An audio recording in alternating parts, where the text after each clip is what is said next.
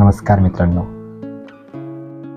अक्षय तृतीया आजचा दिवस हिंदू दिनदर्शिकेप्रमाणे वैशाख शुद्ध तृतीया म्हणजेच अक्षय तृतीया, ज्यालाच आपण आखातीज म्हणतो.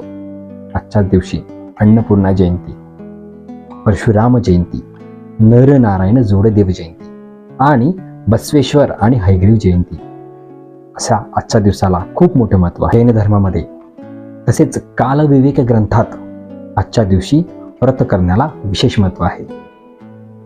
आजच्या दिवशी प्रभू व्यास यांनी महाभारत रचनेला सुरुवात केली होती. याचे लेखक श्री गणराय होते. आजच्या दिवशी गंगेत स्नान केल्यानंतर संपूर्ण पापमुक्ती होते अशी आख्यायिका आहे. त्यामुळे आजच्या दिवसाला अनन्यसाधारण महत्त्व आहे. हिंदू संस्कृतीतील 3.5 शुभ मुहूर्तापैकी आजचा एक मुहूर्त.